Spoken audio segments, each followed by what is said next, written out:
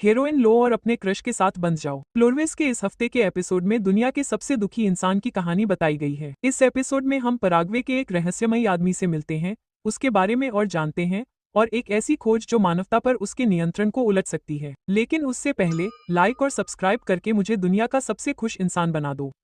हम शुरुआत करते हैं मेनोस ओएडो से, जिसके साथ पराग्वे के कैरल ने पिछले एपिसोड में एक मजेदार बातचीत की थी।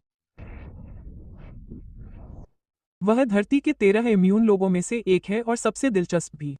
कुंबा जैसे लोगों के विपरीत, जिन्होंने जॉइन से अपनी बात मनवाकर खुद को भगवान जैसा दर्जा दे लिया है, मैनी ने इसे अस्वीकार कर दिया है। उसने घर की दीवारों पर बोर्ड लगा दिए हैं और उसके लिए रखा कोई भी खाना खाने से इनकार कर दिया है। मैं यह भी जानना चाहता हूँ कि यह महिला कौन है। कैरल को छोड़कर हर इम्यून व्यक्ति के परिवार का कोई न कोई सदस्य संरक्षक की भूमिका निभाता है।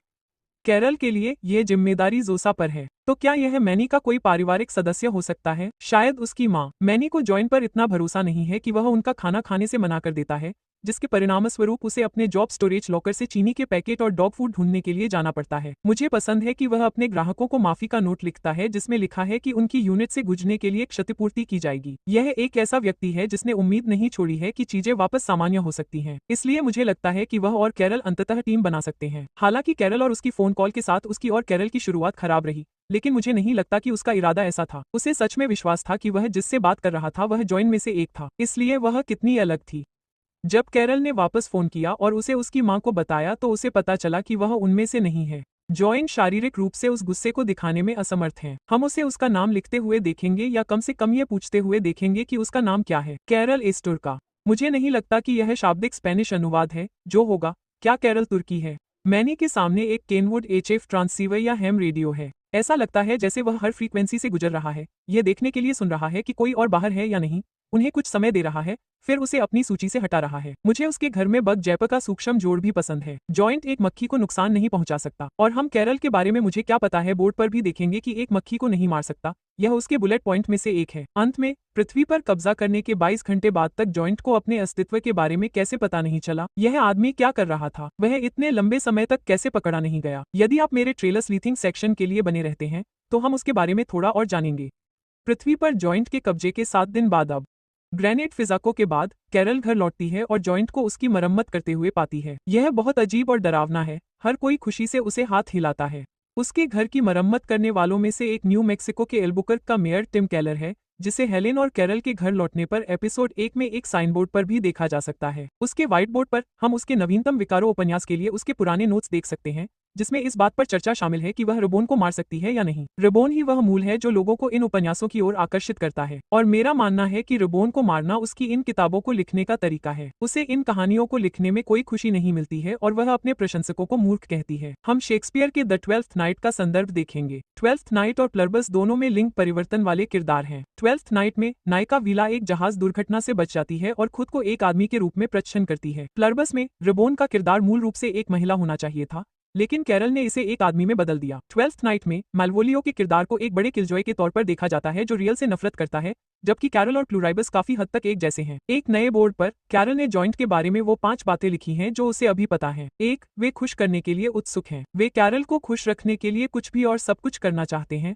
भले ही इसका मतलब उसे एटम बम देना हो। यह उनके साथ उनके अजीब जैविक संबंध से उपजा है। एपिसोड 2 में हमने सीखा कि अगर कैरल परेशान हो जाती है तो यह जॉइंट में दौरे पैदा कर सकता है। पहली बार ऐसा हुआ था, इससे 11 मिलियन लोगों की मौत हो गई थी। इसलिए जॉइंट चाहता है कि कैरल खुश रहे। इसकी एक वजह है, यह उनके हित में है। 2. वे किसी को नुकसान नहीं पहुंचा सकते, जिसमें जानवर और कीड़े भी शामिल हैं। इम्यून के लिए तैयार किया गया हर भोजन उन जानवरों से आया है जो प्राकृतिक कारणों से मर गए हैं, और वे इम्यून के लिए कुछ बनाने के लिए किसी जानवर का वध नहीं करेंगे। 3. वे पक्षपात नहीं करते। एक इम्यून व्यक्ति का जीवन दूसरे के समान माना जाता है। हमने यह एपिसोड 2 के अंत में देखा था जब जोसा को यह तय करना था कि उसे कुंबा या कैरल में से किसके साथ जाना है। 4. वे कैरल को बदलने की कोशिश कर रहे हैं। एपिसोड 1 में जॉइन ने कैरल को बताया था कि वे बचे हुए इम्यून को उनमें से एक में बदलने के तरीके पर काम कर रहे हैं, और पिछले एपिसोड में हमने सीखा कि ऐसा होने में हफ्ते, महीने या उससे भी ज्यादा समय लग सकता है। 5. वे अजीब तरह से ईमानदार हैं। पहले तो कैरल इसे एक सवाल के तौर पर लेती है, है। उसे यकीन नहीं है कि जॉइंट झूठ बोल सकता है या नहीं। तभी वह लॉरेंस जेकलेस नाम के एक आदमी को बुलाती है।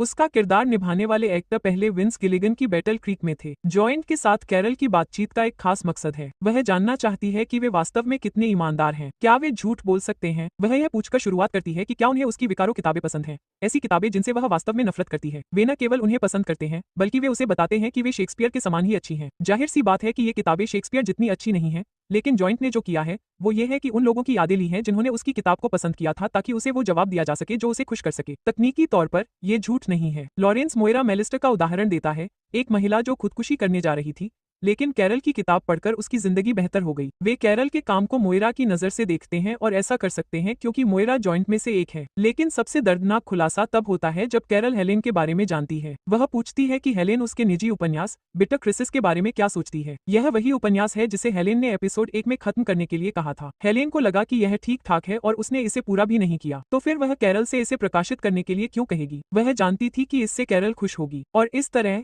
हेलेन और जॉइंट में कुछ समानताएं हैं। वे दोनों उसे खुश करने की कोशिश में अपना जीवन जीते हैं। कैरल सोशा से मिलने अस्पताल लौटती है और एक सवाल पूछती है जिसका जवाब जॉइंट देने को तैयार नहीं है। क्या यह सब उल्टा जा सकता है? याद रखें कि कैरल ने अभी अभी सीखा है कि जुड़े हुए लोग झूठ नहीं बोल सकते। सोसा हाँ का जवाब नहीं दे सकती क्योंकि यह उसके जैविक अधिकार के खिलाफ होगा, और वह ना का जवाब नहीं दे सकती क्योंकि वह झूठ नहीं बोल सकती। इसलिए उसका जवाब न देना कैरल को यह बताता है कि उलटफेर संभव है। कैरल को उनमें से एक में बदलने के लिए जोशा का तर्क मूल रूप से यह है कि एक बार जब आप महसूस करते हैं कि हम में से एक होना कैसा होता है, तो आप इसे पसंद करेंगे। उनका मानना है कि इससे कैरल की जिंदगी बेहतर हो जाएगी। लेकिन कैरल को बचपन में एक ऐसी ही स्थिति की याद आती है। उसकी माँ ने उसे फ्रीडम फॉल्स, एक रूपांतरण थेरेपी शिविर में भेजा था, यह सोचकर कि इससे उसकी जिंदगी बेहतर हो जाएगी। कैरल जानती है कि कोई उसके लिए निर्णय लेने का दर्द क्या होता है, ये कहते हुए कि यह उसके लिए बेहतर होगा, लेकिन ऐसा नहीं था। कैरल जोसा से उलटफेर करने का एक सरल तरीका तैयार करती है। इसमें उसे कुछ थोपेंटल सोडियम चुराना शामिल है, जिसे पॉप कल्चर में आमतौर पर ट्रुथ सीरम के रूप में जाना जाता है। यह वास्तव में किसी को सच नहीं बोलने देता है। यह दिमाग के उच्च कार्य करने वाले हिस्से को बंद कर देता है, जिससे उपयोगकर्ता अपनी अवरोधन क्षमता खो देता है। यही कारण है कि जब कैरल इसका परीक्षण करती है, तो हम देखते हैं कि वह जोसा के प्रति अपने यौन आकर्षण के बारे में स्पष्ट रूप से बताती है। अपनी गंध को दूर करने के लिए उसने हेरोइन मांगी, जिसे उसने अपने कॉलेज के दिनों में आजमाया था। मुझे यह भी पसंद है कि अस्पताल का नाम सेंट जॉन के नाम पर रखा गया है, जो कि जॉन ऑफ वक के संदर्भ में है, जो एक विद्रोही था, जिसका दृढ़ विश्वास उसे अपने समय के शक्तिशाली संस्थानों के साथ मतभेद में डाल देता था। कैरल हमारी कहानी का जॉन ऑफ वक है, जो दुनिया में स्वतंत्रता और व्यक्तित्व को बहाल करने के लिए एक धर्मयुद्ध शुरू करता है। कैरल जोसा के इव में ट्रूथ सीरम डालती है, उम्मीद करती है कि वह इस सवाल का जवाब देगी, वह चीजों को पहले जैसा कैसे कर सकती है। आप देखेंगे कि जोसा रोने लगती है। यह उसके लिए हितों का एक बड़ा टकराव है। इस तथ्य से और भी जटिल है कि उसके शरीर में यह दवा चल रही है। वह कैरल को सच नहीं बता सकती क्योंकि यह उसके जैविक अनिवार्यता के खिलाफ होगा, लेकिन सच न बताकर कैरल दुखी हो जाएगी।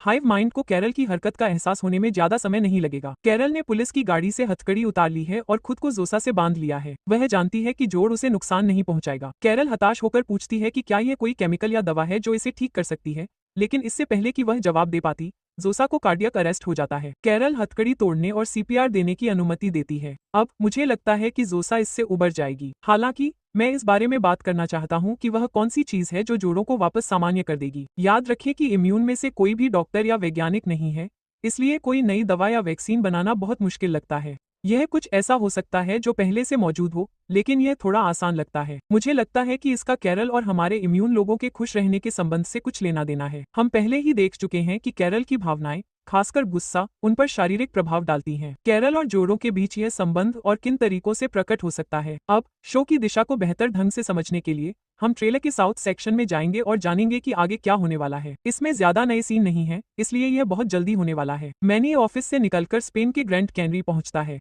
यह हम GC 200 हाईवे मार्कर से जानते हैं। ऐसा भी लग रहा है कि वह अपनी नई जिंदगी में शामिल होने जा रहा है, जिसमें वह एल्फ्रेड्स नंबर वाली एक शानदार कार में सवार है। जब कोई गाड़ी में बैठा होता है तो इसका मतलब है कि वह ठीक से काम नहीं कर रही है। क्या यह इस बात का संकेत है कि उसके दिमाग में कुछ गड़बड़ है? वेगास के वेस्टगेट होटल में एक शानदार पार्टी, जहां कुंबास रहते हैं, यहीं पर उसने कैरल को बताया कि वह जा रहा है क्योंकि उसे एल्विस से प्यार है और यहीं पर एल्विस रुका था। हम कैरल को उसकी पुलिस कार में देखेंगे। मुझे आश्चर्य है कि उसने उड़ान न भरने का फैसला क्यों किया। बहरहाल नहीं, वह यहाँ है। और इस हफ्ते के वीडियो के लिए बस इतना ही। अब मैं इसे आपके हवाले करता हूँ। आपको क्या लगता है आगे क्या होगा? मैं नीचे कमेंट्स में आपके विचार और सिद्धांत सुनना चाहता हूँ। देखने के लिए धन्यवाद। लाइक और सब्सक्राइब करना न भूलें। और अधिक बुरे विचारों के लिए आप मुझे ट्विटर और इंस्टाग्राम पर थिंक स्टोरी YT पर फॉलो कर सकते हैं। अगली बार तक याद रखना, डैडी तुमसे बहुत प्यार करते हैं।